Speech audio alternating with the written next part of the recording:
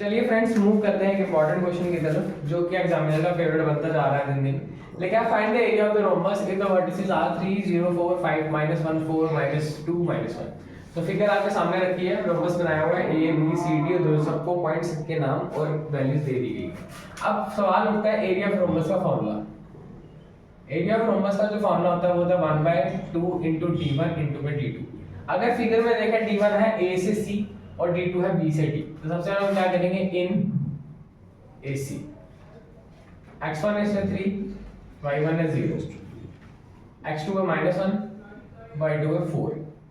तो AC का जो डिस्टेंस निकलेगा -1 -3 का स्क्वायर 4 -0 का स्क्वायर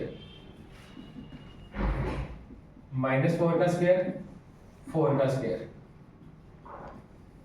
16 16।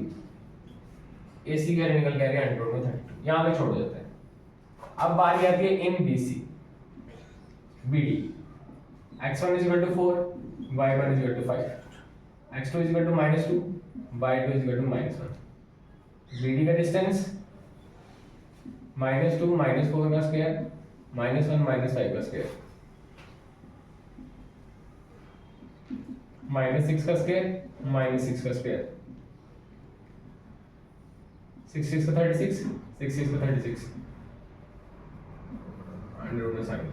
तो इस तरह से हमने दोनों डायगोनल्स हमने निकाले हैं using distance formula. AC diagonal की वैल्यू है 132 और BD डायगोनल की वैल्यू है 172। अब हम पूरा फार्मूला यूज करेंगे एरिया ऑफ रोम्बस का, क्योंकि दोनों डायगोनल्स आ गए 1/2 × d1 × d2 1/2 × अंडर रूट में 32 × अंडर रूट में 72। दोनों अंडर रूट में तो दोनों मल्टीप्लाई हो जाएगा वर्ग अंडर रूट में 2304। जो 2304 है वो 48 का स्क्वायर होता है, तो 48 बाहर 2 से 2 घटा 24। तो इसमें जो एरिया ऑफ रोम्बस है हमारे पास वो है 24 square units.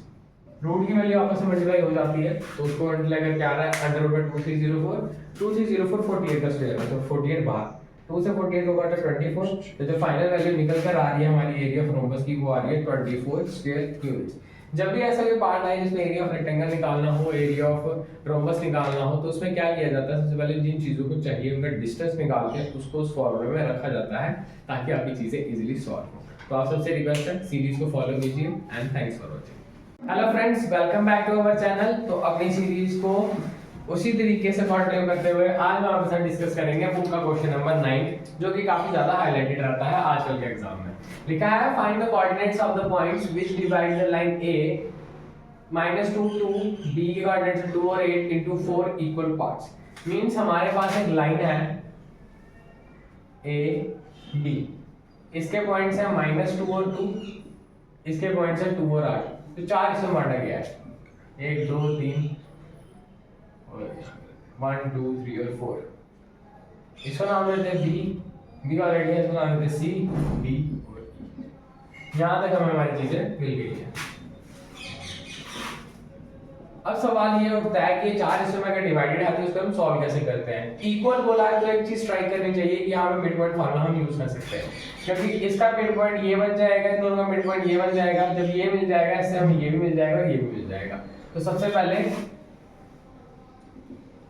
Coordinates of D के कोऑर्डिनेट्स हम कैसे निकालेंगे। सबसे पहले आता है -2 + 2 डिवाइडेड बाय 2, दूसरा आएगा 2 + 8 डिवाइडेड बाय 2, ये बनेगा 0/2, ये बन जाएगा 10/2, ये बन जाएगा हमारे पास 0 और ये बन जाएगा हमारे पास 5। ये कोऑर्डिनेट्स किसके हैं D के। तो हम इसको रफली नोट डाउन कर लेते हैं। इसको क्या आया 0 और 5।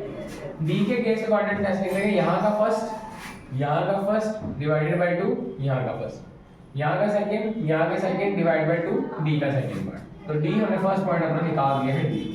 अब बारी आती है coordinates of C। In case of C में यहाँ से आएगा -2 + 0 डिवाइडेड बाय 2, 2 + 5 डिवाइडेड बाय 2, -2/2 7/2, तो ये आ जाएगा -1, ये आ जाएगा 7/2, तो ये आ जाएगा यहाँ पर C के कोऑर्डिनेट्स। तो हमारे पास C भी इस तरह से निकल के आ जाएगा -1 और 7/2। अब बारी आती है E की। इन केस ऑफ ई में हमारे पास क्या आएगा 0 + 2 divided by 2, 5 + 8 divided by 2, 2 divided by 2, 13 divided by 2, ये बनेगा 1, ये बनेगा 13 डिवाइडेड बाई 2, ये आ जाएगा हमारे पास ई।